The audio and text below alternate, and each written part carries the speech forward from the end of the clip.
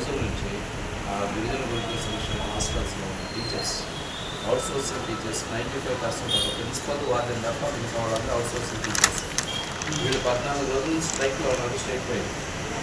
ఈ 14 రోజుల నుండి ఆ పిల్లలకి క్లాసులు జరగడం లేదు, వాళ్ళ మీద పర్యవేక్షణ లేదు, భోజనం పెడుతున్నారు, సినిమాలు చూపిస్తున్నారు, పడుకోబెడుతున్నారు. 14 రోజుల నుంచి గిరిజన బిడ్డలకు చదువులు లేకుండా పేద బిడ్డలకు జరుగుతుంటారు. గవర్నమెంట్ రెస్పాండ్ కాకపోవడం సరిగా కలెక్టర్ గారి దృష్టికి తీసుకెళ్ళి బిజీ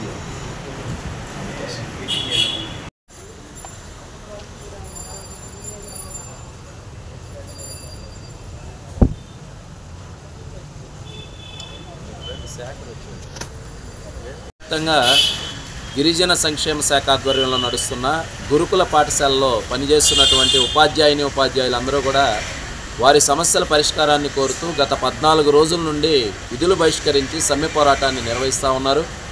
దానిలో భాగంగా నెల్లూరు జిల్లాలో కూడా ఈ గిరిజన సంక్షేమ శాఖ ఆధ్వర్యంలో నడుస్తున్నటువంటిది 13 గురుకులాలు నెల్లూరు జిల్లాలో ఉన్నాయి. ఈ గురుకులాలన్నింటిలో కూడా గిరిజన తెగలకు సంబంధించిన నిరుపేద బిడ్డలకు సంబంధించినటువంటి వాళ్ళు చదువుకుంటూ ఉన్నారు.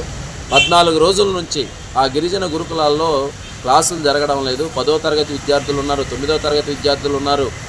3వ తరగతి నుంచి 10వ తరగతి దాకా హాస్టలు స్కూల్గా ఆ గురుకులాలు నడుస్తూ ఉన్నాయి. 14 రోజుల నుంచి క్లాసులు జరగకపోతూ ఉంటే, టీచర్స్ పర్యవేక్షణ అనేటటువంటిది లేకుండా ఉంటే ప్రభుత్వం నిమ్మకు నీరెత్తినట్టు వ్యవహరించడం అనేటటువంటిది సరైనటువంటి చర్య కాదు. ఈ గురుకులాలన్నింటిలో కూడా ఒక ప్రిన్సిపల్ వార్డెన్ మినహా 100కి 95% అన్ని సబ్జెక్టులు బోధించేటటువంటి టీచర్లు కానీ, పీఈటీలు, ఆర్ట్ అండ్ క్రాఫ్ట్ అందరూ కూడా అవుట్సోర్సింగ్లో పనిచేసేటటువంటి ఉపాధ్యాయులుగా ఉన్నారు. వారందరూ న్యాయమైనటువంటి సమస్యలు పరిష్కరించమని అడుగుతూ ఉన్నారు. చాలినటువంటి వేతనాలు మిగతా SC welfare, BC welfare, social వెల్ఫేర్లో పనిచేసే టీచర్లకి 28,000, 30,000 జీతం ఇస్తూ ఉంటే, ఈ గిరిజన సంక్షేమ శాఖ గురుకులాల్లో పనిచేసే టీచర్లకి 10,000, 12,000 చిల్లర జీతం ఇవ్వడం అనేది ఇంతకన్నా దారుణమైనటువంటి విషయం మరొకటి లేదు. అదేవిధంగా 15-20 సంవత్సరాల నుంచి వాళ్ళ సర్వీసు మొత్తాన్ని కూడా కోల్పోయి వాళ్ళు అక్కడ ఉన్నటువంటి గిరిజన గురుకులాల్లో ఉన్నటువంటి పిల్లలకి సేవలు అందిస్తూ ఉంటే, ఈరోజు డిఎస్సీలో ఆ పోస్టులన్నీ కలిపేసి వాళ్ళ సర్వీస్ని, సేవని ఏమాత్రం గుర్తించకుండా అందరితో పాటు మిగతా వారి పాటే మీరు కూడా డిఎస్సీలో ఈ టీచర్ పోస్టులకి ఎగ్జామ్ రాసుకోండి అనేటటువంటిది గిరిజన శాఖ మంత్రి అసెంబ్లీలో ప్రకటించడం అనేది సిగ్గుచేటైనటువంటి చర్య. ఖచ్చితంగా ఈ కూటమి ప్రభుత్వం పునరాలోచించాలి. 15-20 సంవత్సరాల నుంచి వేలాది మంది ఈ రాష్ట్రంలో వేలాది మంది గిరిజన బిడ్డల్ని ప్రయోజకులుగా తీర్చిదిద్ది విద్యాబుద్ధులు నేర్పినటువంటి ఉపాధ్యాయుల పట్ల ఈ రకంగా ప్రభుత్వం వ్యవహరించడం అనేటటువంటిది మంచి పద్ధతి కాదు, సరైనటువంటి చర్య కాదు.